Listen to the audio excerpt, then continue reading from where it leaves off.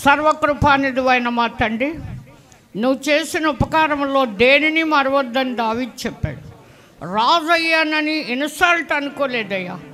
గొర్రెలు కాసే దావీదు పాడి గొర్రెలు మేపే నన్ను ఇశ్రాయేలు మీద రాజుగా చేసేవని రాత్రి మగళ్ళు పాటలు పాడి గణపరిచాడయ్యా.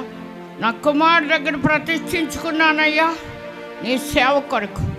నిజమైన సేవ చేయలేదేమో కానీ క్షమించి ఇకనైనా నీ సేవలో మహిమలో మా కుటుంబం అంతటినీ మమ్మల్ని వాడుకోమని ఈ విధంగా ఎల్ఈడి వాడుకున్న ఈ నవీన్ కుమార్ని, తన భార్య ప్రసన్న కుమార్ని ఇని విశ్వసించిన బేబీని కూడా, నా పెద్ద కుమార్తెను కూడా ఆశీర్వదించి వీళ్ళందరూ హస్తాలు పడి ఇది కొన్నారు. వీళ్ళ కష్టాన్ని తగిన ఫలితం ఇవ్వమని యేసు నామంలో నీ నామ మహిమార్థమై దీన్ని ఓపెన్ చేయొచ్చుండగా తోడేయండి అని యేసు నామను వేడుకొంచున్నాం అంటాడు. ఆమేన్.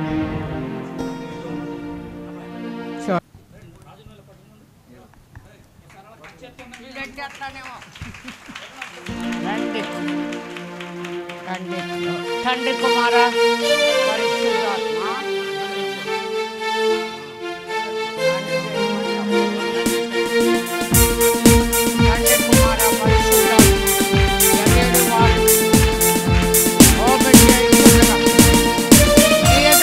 తలుపు తీసేనాడు ఎవడు వేయలేడన్నా.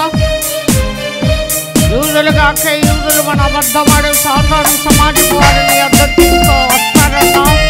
అలాగే ఎంతోమంది అబద్ధమాడే సాతాను సమాజం వారికి కూడా చెవులు తెరవబడి వినే చెవి దయచేసి ఎల్ఈడి వాళ్ళ ద్వారా అనేక మందిని ఆశీర్వాదం పొందినట్లుగా ఈ వాళ్ళు కొన్న సిద్ధపరిచిన బిడ్డను దీవించి ఇది మొదలుకొని ఇది రన్ అవటానికి సహాయం చేయమని తండ్రి యొక్క కుమారుని యొక్క పరిశుద్ధాత్మ యొక్క నామంలో ఓపెన్ చేయొచ్చు.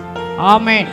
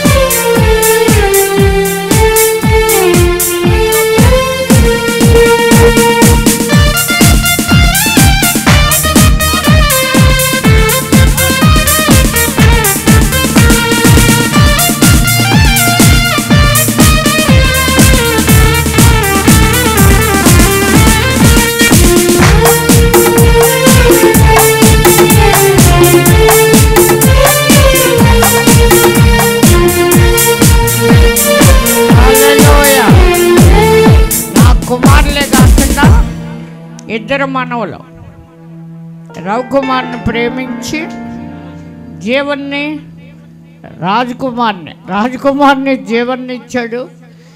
మా జీవన్ని అందరికీ సారథిగా రథసారథిగా నడిపిస్తూ ఉంటాడు. ఇదంతా కొనటానికి కారణం రాజకుమారు జీవనే. అమ్మమ్మ నీకేం తెలియదు, నా కొడుకులు నన్ను అడుగుతా భయం. వాళ్ళు కొనుక్కున్నది కూడా నన్ను అడిగే పర్మిషన్ తీసుకుని కొంటారు ఏదైనా. కనుక నిజంగా వీళ్ళిద్దరూ మంచి సాహస వీరులు మనవలు. నిజంగా మరి బామ్మది ఒకటి అయ్యాడు కదా మా అబ్బాయి వాళ్ళకి. విచిత్రం, ఇద్దరు అబ్బాయిలను కొనేసారు వాళ్ళు. వాళ్ళ బాబులు మా ఇద్దరు కొడుకులను కొనేసారు వాళ్ళ అమ్మాయిని ఇచ్చి. మంచిది. తలకెందుకు ఎట్టుకున్నా ఈ వీడియోలు. హల్లెలూయా.